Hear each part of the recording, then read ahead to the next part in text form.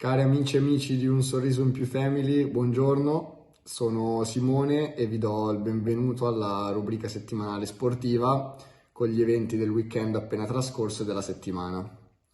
Partiamo subito dal big match che è stato giocato nel weekend, ovvero il derby di Milano, Milan-Inter. I nerazzurri si sono riusciti a imporre per 3-0 contro gli eterni rivali del Milan e in questo modo allungano in classifica provando una fuga a più 4 appunto dal Milan. Troviamo quindi l'Inter primo a 53 punti, il Milan che insegue a 49, dopodiché c'è la Roma a 44 punti che nell'ultima giornata ha pareggiato 0-0 contro il Benevento. A seguire l'Atalanta che invece ha vinto un'importante partita contro il Napoli, partita piena di gol e vinta per 4-2. Dopodiché troviamo Lazio a 43 punti e Juventus a 42 che però deve ancora recuperare due partite, una tra l'altro la recupera stasera contro il Crotone. Parlando ancora del derby vinto dall'Inter, il derby è stato vinto grazie alla coppia d'attacco Lukaku-Lautaro e grazie a un super Andanovic in porta che è riuscito a fermare più volte i tentativi di tiro di Zlatan Ibrahimovic.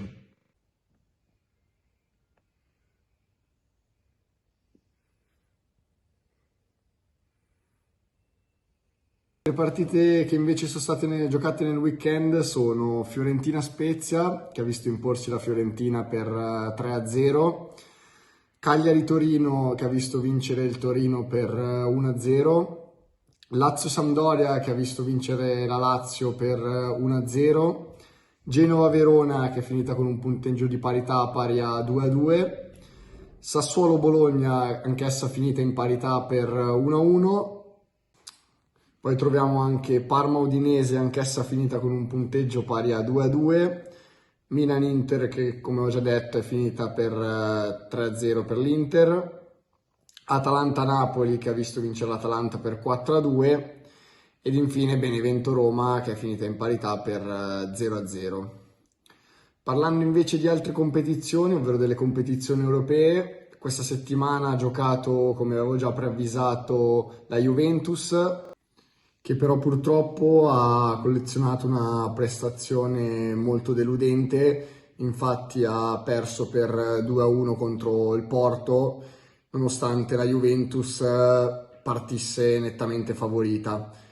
Il risultato non rispecchia la prestazione della Juventus, che in fondo con questo 2-1 è riuscita a salvarsi e può lottare per il passaggio del turno settimana prossima, perché gli basterebbe semplicemente un 1-0 per accedere ai quarti di finale di Champions League.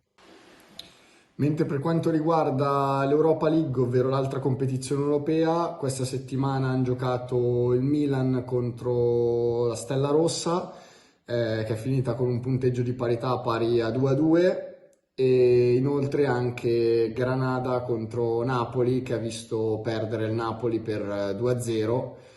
In questo momento per la squadra di Gattuso è difficile rimediare una qualificazione, anche perché la squadra ha molti infortunati, tra cui elementi importanti come Mertens, Petagna, Insigne. Ultima ma non meno importante, anche la Roma ha giocato in Europa League e ha vinto per 2-0 contro lo Sporting Braga. Adesso quindi bisognerà aspettare settimana prossima per vedere i risultati del ritorno e capire quali squadre si qualificheranno al turno successivo.